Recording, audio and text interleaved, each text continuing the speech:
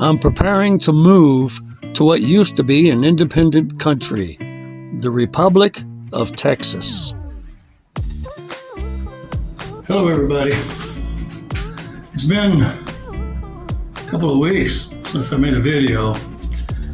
My dog passed away, and most of my videos were all about Jumper and me. And so it's been difficult for me to go back to doing videos. I'm gonna do it. Gonna make some more videos. So I didn't know what to make a video about because it was always about me and my dog. But I'm just gonna let you know what's going on. I'm moving. I've lived in Nevada here about, 5 years. Maybe, closer to 7 years. I've been in this park for about 4 years. And this park has been fabulous. So I'm getting ready. Got my motorhome pretty much ready to go.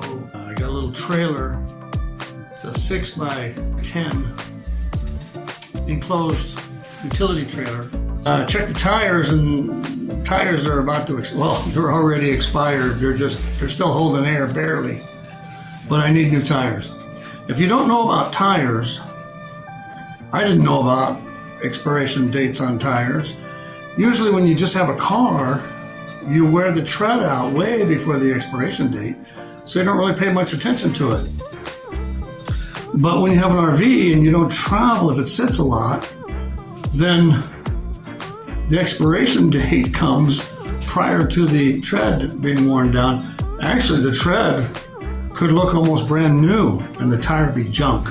If you drive on an expired junk tire, they blow out.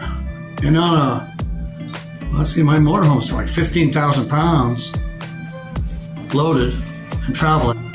You have a blowout with 15,000 pounds, and it could knock you right off the road. It could actually kill you. So let me tell you a little bit about the expiration date on tires. That's one of my trailer tires right there. I took it off the trailer. And on the side of the tire, DOT. And the date is right there, 24/16.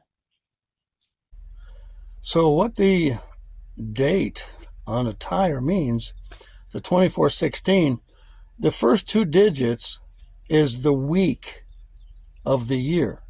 So the 24th week of the year, which is about, 26 would be halfway. So it's about mid-June, 24th week.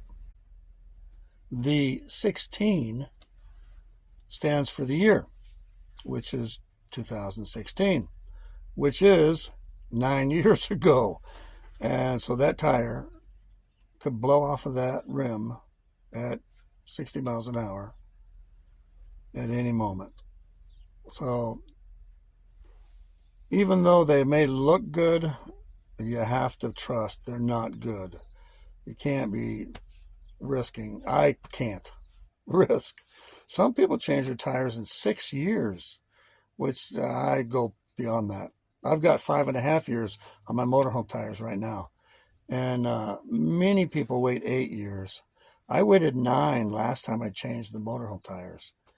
And 9 years is probably stretching. They look so good. It's so hard to spend thousands of dollars. This motorhome takes 6 tires. So I put it off, and it's crazy.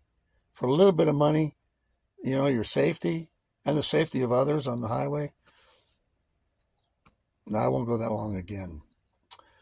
Anyway, I'm going to get 2 new tires for my trailer because my trailer's going to be pulling pretty much a max load.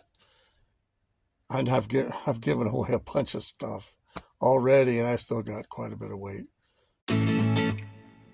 I normally don't buy bias ply trailer tires for my trailer, but these are pretty cheap at 45 bucks a piece.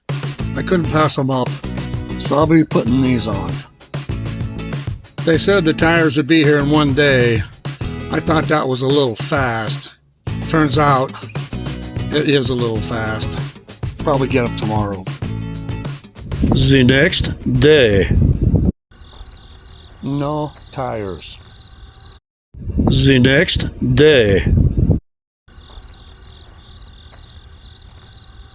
The next day. Finally, the tires came in.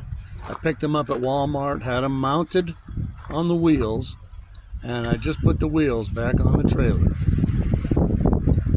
While I was down there, I put a little lube in the wheel bearings. A maximum load will take maximum air pressure, so I had them put 50 pounds in the tires. I'll probably come close to the 2,000 pounds. Now for a little recliner time. I've got the trailer pretty much ready, and I just have to load it the rest of the way. It's halfway loaded.